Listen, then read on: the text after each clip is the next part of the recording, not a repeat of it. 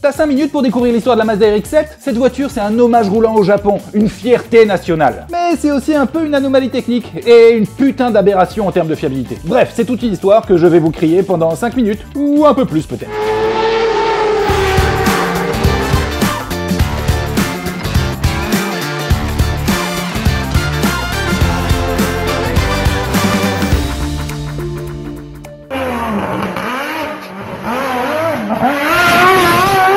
Comme de tout temps, au début des années 60, la concurrence faisait rage entre les différents constructeurs automobiles. Et pour essayer de se démarquer, Mazda, ils ont fait un pari audacieux, misé sur une technologie allemande qu'ils ont décidé d'exploiter à fond. Bravo les copieurs! Cette technologie, c'est le moteur Wankel, du nom de son créateur, Félix Wankel, également connu sous le nom de moteur rotatif. Le moteur, hein, pas Félix, espèce de con!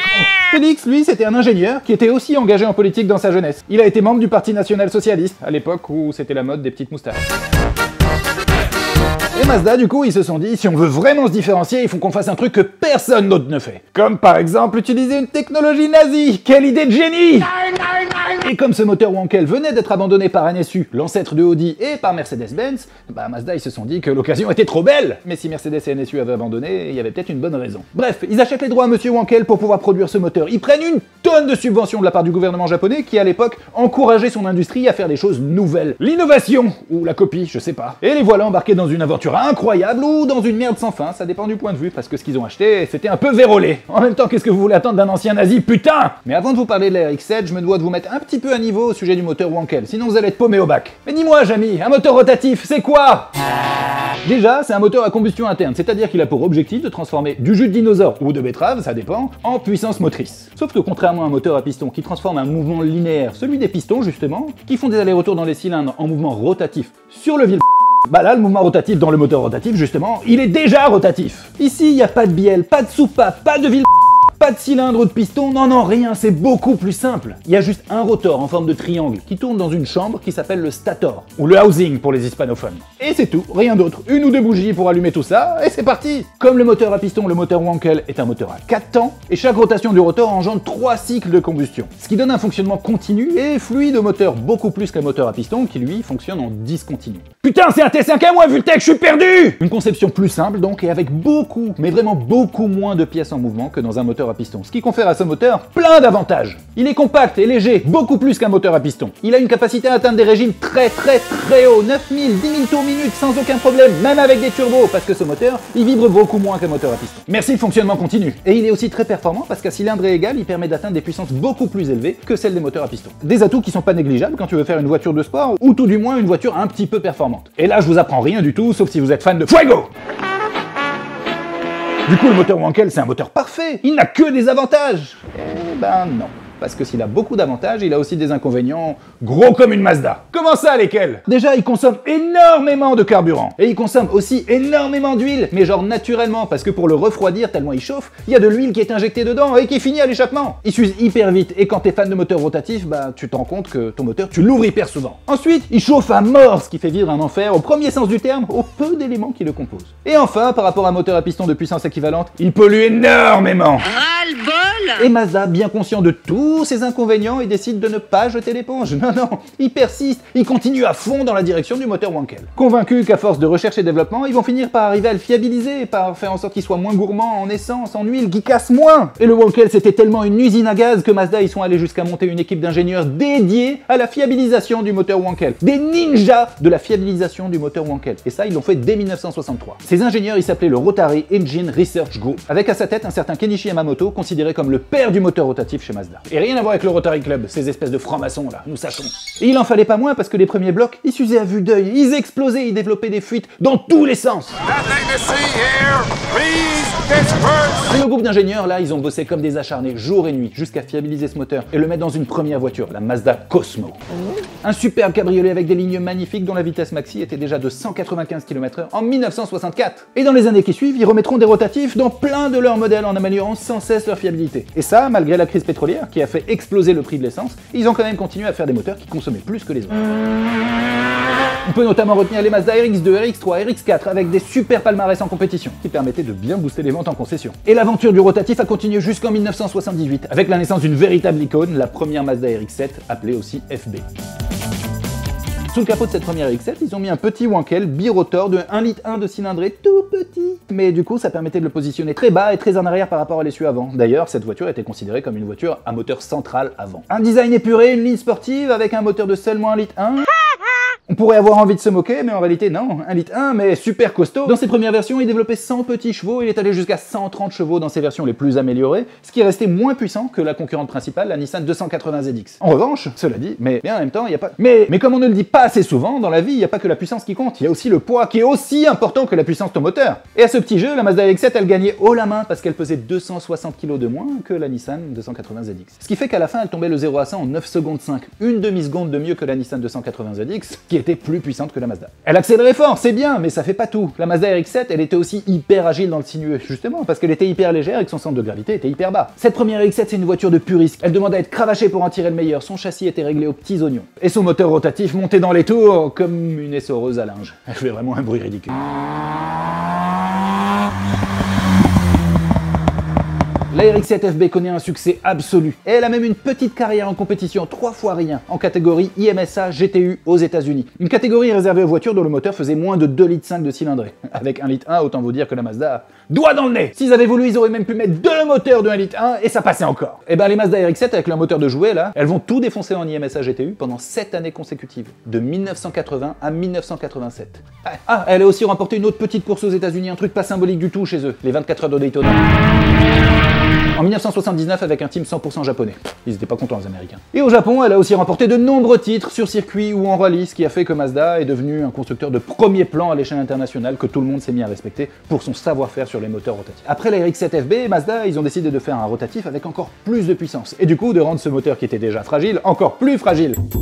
Je vais prendre le turbo. Pardon? Un turbo? Alors que déjà dans sa version Atmos, ce moteur il se délitait si tu l'entretenais pas de façon clinique. Mesdames et messieurs, un tonnerre d'applaudissements pour la Mazda RX-7 FC. This new generation RX-7, its fuel-injected engine has the smoothest flow of power in the world, and no one has a more advanced suspension system or a better sports car value. À partir de ce moment-là, le rotatif qui est sous le capot des RX-7 s'appelle le 13B. 13 pour sa cylindrée, 1,3 litre. Waouh, plus 200 cm3. Et en vrai, je me moque de cette version turbo, mais il existait aussi en version Atmo. Et avec le turbo, on arrive à presque 200 chevaux. Ça commence à causer, hein, ça pousse. Et avec ça, il y a les problèmes qui arrivent aussi.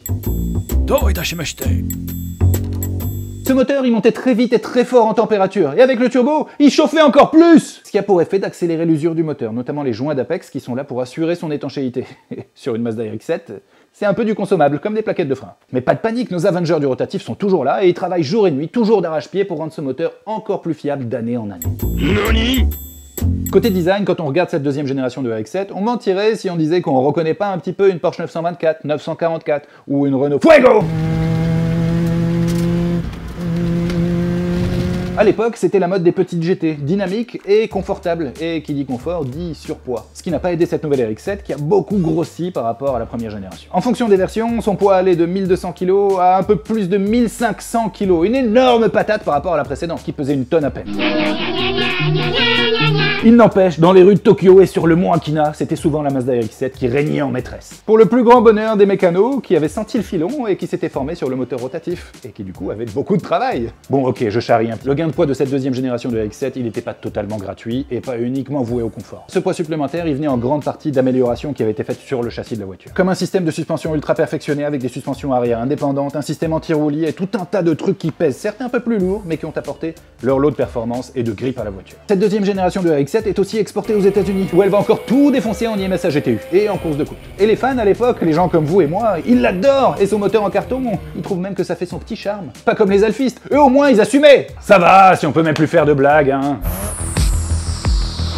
Les années 80 sont désormais révolues, on entre dans la décennie 90, et en 92, Mazda présente la troisième génération de RX-7, la FD. Et là, Mazda, ils ont mis le meilleur du meilleur dans cette bagnole. Tous leurs meilleurs ingénieurs, tous leurs meilleurs metteurs au point, même un paquet de Smarties dans la boîte à gants. Cette voiture, c'est la crème de Mazda. Le design d'abord, elle est aérodynamique, tout en rondeur, avec la volonté affirmée de revenir aux sources de ce qui a fait la première RX-7, la légèreté. Légèreté dont les ingénieurs ont d'ailleurs fait une véritable obsession en réfléchissant à chaque gramme qui pouvait être économisé sur la moindre pièce, sur le moindre putain de boulon. La RX-7 RX-7 FD au moment où elle sort, et ben c'est l'une des sportives les plus légères de la production avec à peine 1300 kg sur la balance. Et le designer principal, celui qui a décidé de la gueule qu'aurait la voiture à la fin, et ben lui il dit qu'il s'est inspiré de la forme des ailes d'une libellule en vol pour concevoir les lignes de la Mazda RX-7 FD. Ça va pas les japonais, hein, je sais pas ce que vous prenez comme drogue, mais putain, c'est fort hein. J'ai des pyramides, des Bar Simpson, des arlequins, des kangourous. Non, en vrai, cette approche du design, ça a été un vrai mouvement à l'époque, ça s'appelait le biomimétisme, comme ça vous vous coucherez moins con ce soir. Le moteur ensuite, il s'appelle le 13B REW, et c'est le premier moteur au monde à disposer de 2 turbos qui fonctionnent de façon séquentielle. Séquentielle, ça veut dire que ces 2 turbos, ils fonctionnent pas en même temps, mais l'un après l'autre, pour que tu aies du boost tout le temps, depuis les bas régimes jusqu'au rupteur.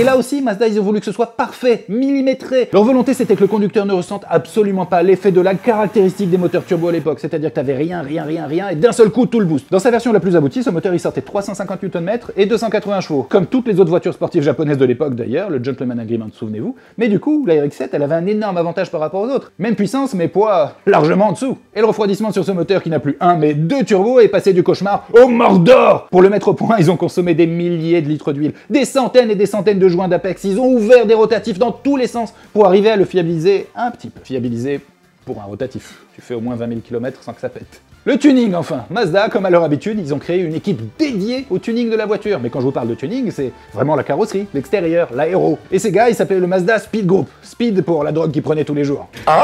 Et ces gars, leur job, c'était uniquement le comportement à haute vitesse de cette nouvelle Mazda RX-7. Ces gars, ils travaillaient exclusivement la nuit, et souvent dans des régions reculées, dans le plus grand des secrets, pour que personne, pas même les autres employés Mazda, ne puisse relever toutes les innovations de ce nouveau modèle. Et ils ont testé des dizaines de setups de suspension, de pare-choc, de spoilers, de diffuseurs, d'ailerons, pour parvenir enfin à un résultat parfait. Elle va notamment gagner le championnat GT300 au Japon. Je savais même pas qu'il y avait un championnat qui s'appelait GT300, c'est le nom qu'on a donné à une voiture qu'on a fait gagner il y a quelques années à un de nos abonnés. Et on l'avait appelé GT300 parce que c'était une Subaru GT dont on a préparé le moteur à 300 chevaux. On est con! Bref, la Mazda RX-7 FD, elle remporte ce championnat GT300 en 1999 au Japon. C'est pas énorme, c'est moins que les précédentes générations, mais c'est déjà honorable. Et malgré ce palmarès un petit peu en baisse, au Japon, cette voiture, ça reste un énorme symbole, une star! Une star dans la rue, mais aussi dans les jeux vidéo et dans les films, avec des apparitions dans Gran Turismo, dans Need for Speed Underground, dans Initial D, dans Fast and Furious.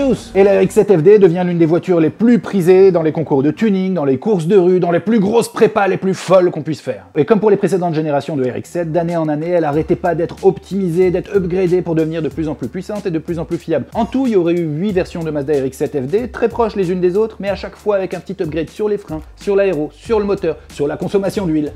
Et la version ultime de la RX-7 FD, celle qui fait faire des rêves érotiques à tous les fans de voitures japonaises, elle s'appelle la Spirit Air. Avec un R comme super allégé et super affûté, une couleur gris titane spécifique, des gros freins à disque percés et rainurés, pas de banquette à l'arrière, des baquets carreaux à l'avant, un aileron ajustable, des jantes BBS forgées, c'était la méga classe à l'époque. Elle a été produite à 1500 exemplaires, tous en conduite à droite et uniquement réservée au marché japonais. Sauf une seule conduite à gauche qui a été produite pour le boss de Mazda aux États-Unis. Je peux vous dire que celle-ci, si elle existe encore, elle vaut des millions! On a un pote qui s'appelle Ismaël, il a une RX-7 FD qui est plus trop d'origine. Et la première fois que je l'ai vu, le truc qui m'a le plus choqué, c'est sa taille. C'est minuscule, c'est tout petit, c'est ultra bas. Alors oui, la sienne est beaucoup plus basse que l'origine, mais déjà d'origine, c'est minuscule comme voiture. Et celle de Ismaël d'ailleurs, un jour il faudra qu'on l'essaye, elle est un petit peu préparée. 740 chevaux. Bon, il a passé en monoturbo, mais le moteur, c'est toujours le petit birotor d'un litre 3. 740 chevaux sortis d'un litre 3. Ok.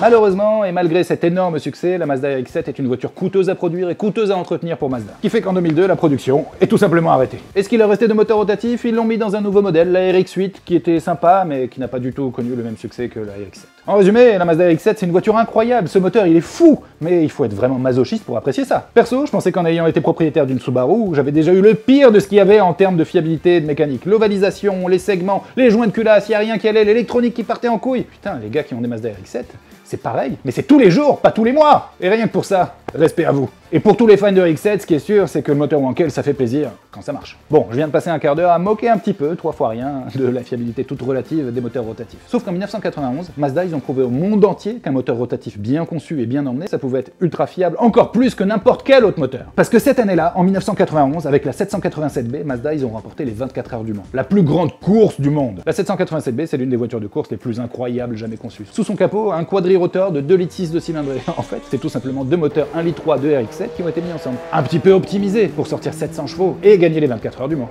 Et ce son, putain!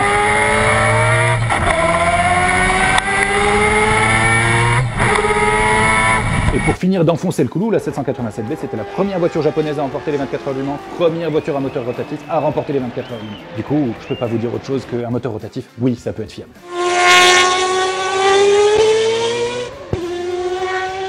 J'espère que ce nouveau T5M vous a plu. Si vous ne me connaissiez pas encore, allez regarder sur la chaîne, il y a plein d'autres vidéos. Pensez à cliquer sur le lien en description. Sans nos partenaires, on serait tout simplement pas là. Je vous dis à bientôt. Ciao!